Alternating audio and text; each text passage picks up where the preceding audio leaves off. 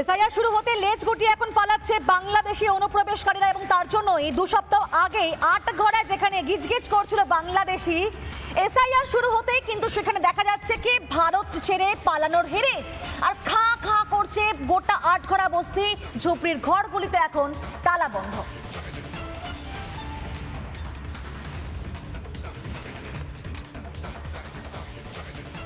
রয়েছে আটঘরায়। গত কয়েকদিন আগেও আমরা আটঘরায় পৌঁছেছিলাম, রিপাবলিক বাংলা তাদের ক্যামেরা নিয়ে পৌঁছে গিয়েছিল আটঘরাতে এবং আটঘরায় আমরা এসে কথা বলেছিলাম। যারা বাংলাদেশ থেকে এখানে এসেছিলেন তারা জানিয়েছিলেন যে বাংলাদেশ থেকে তারা চোরাই পথে অর্থাৎ ঘুর পথে দালালকে টাকা দিয়ে তারা এই কলকাতায় এসেছিলেন, ভারতে প্রবেশ করেছিলেন এবং তারপরে তারা নিউ টাউনের একেবারে ঝাঁ চকচকে শহরের মাঝে এই নিউ টাউনের ভেতরে এই আটঘরা বস্তিতে তারা কিন্তু দিনের পর দিন বছরের পর বছর ছিলেন। তবে এই মুহূর্তে যে ছবি দেখা যাচ্ছে সেটা কিন্তু একেবারে ভিন্ন ছবি। আমি যে ছবি দেখানোর চেষ্টা করব, আমার ভিডিও জার্নালিস্ট আলী হোসেন আমার সঙ্গে রয়েছে।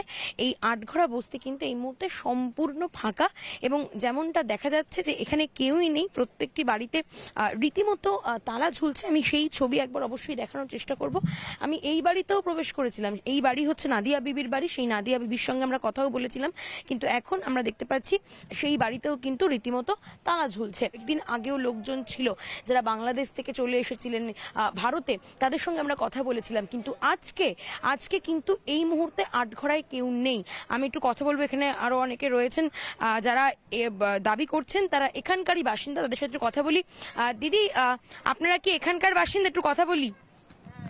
কতদিন ধরে এখানে রয়েছেন? আমরা এখানে এসেছি এই 1-2 বছর। 1-2 বছর। হ্যাঁ। আচ্ছা, আপনাদের আসল বাড়ি কোথায়? মেদিনীপুর, পূর্ব মেদিনীপুর। পূর্ব মেদিনীপুরের কোথায় থাকতেন? ভগনপুর। মানে প্রত্যেকেই তোমরা এখানকার? আমরা যে আছি এখন, আমরা এই দেশীয়। আমাদের বাড়ি মেদিনীপুর। বাংলাদেশ থেকে অনেকেই এসেছিলেন এই আটঘরায়, যারা এই মুহূর্তে ফিরে গেছেন তারা বলছেন আমরা আটঘরায় ছিলাম। আজকেই আমরা কথা বলেছি তাদের সঙ্গে। তো আপনাদের সঙ্গে এরকম কি কারো যোগাযোগ ছিল? এখানে নাদিয়া বিবি থাকতেন, আরো অনেকে থাকতেন যারা বাংলাদেশ থেকে এসেছিলেন। ওদের সঙ্গে কোনো আমাদের যোগাযোগ নেই, আমাদের আলাদা। আচ্ছা, বাংলাদেশ থেকে অনেকে তো এসেছিলেন, এটা কি জানতেন এই আটঘরায় যারা ছিলেন অনেকে? হ্যাঁ। তারা কোথায় গেলেন? বাড়ি চলে গেছে, বাংলাদেশ চলে গেছে। হ্যাঁ। কবে বেরিয়ে গেল? এসব 15 দিন আগে সব ফাঁকা হয়ে গেছে, কোনো লোক নেই এখানে।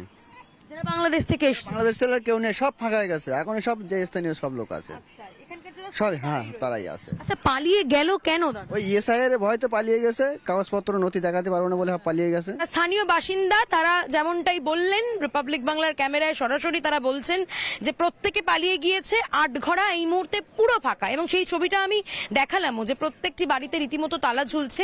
আটঘরা থেকে প্রত্যেকে এসআইআর এর ভয় এই মুহূর্তে পালিয়ে গিয়েছেন, বাংলাদেশে তারা ফিরে যাচ্ছেন। লোটা কম্বল নিয়ে প্রত্যেকটি জিনিসপত্র নিয়ে তারা এই মুহূর্তে বেরিয়ে গেছেন। এখানে যে কটি বাড়ি রয়েছে সবকটি বাড়ি, প্রত্যেকটি ঝুপড়ি, কোনো ঝুপড়ি ভেঙে ফেলা হয়েছে, অর্থাৎ যে অস্থায়ী বাড়িগুলো তৈরি করা হয়েছিল সেই সমস্ত কিছুই ভেঙে ফেলা হয়েছে। সেখানে বাঁশ পড়ে রয়েছে, জিনিসপত্র পড়ে রয়েছে, টিনের অ্যাসবেস্টাস পড়ে রয়েছে, অর্থাৎ বোঝাই যাচ্ছে যে এখানে যে সমস্ত অস্থায়ী ঝুপড়ি ছিল, অস্থায়ী বাড়ি তৈরি করা হয়েছিল থাকার জন্য অনুপ্রবেশকারীদের জন্য, তারা কিন্তু প্রত্যেকেই এখন সমস্ত জিনিস নিয়ে বাংলাদেশে ফিরে গিয়েছেন এবং এই মুহূর্তে তারা হাকিমপুর চেকপোস্টে রয়েছেন, সেখান থেকে তারা বাংলাদেশে প্রবেশ করবেন।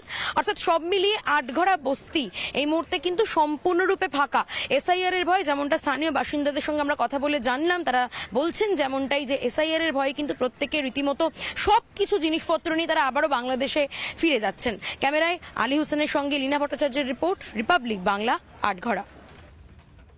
নানা ধরনের কন্টেন্ট দেখার জন্য লাইক করুন, শেয়ার করুন আমাদের ফেসবুক পেজ, সাবস্ক্রাইব করুন আমাদের ইউটিউব চ্যানেল। পাশাপাশি অন্যান্য ব্রেকিং নিউজের জন্য অবশ্যই চোখ রাখুন রিপাবলিক বাংলায়।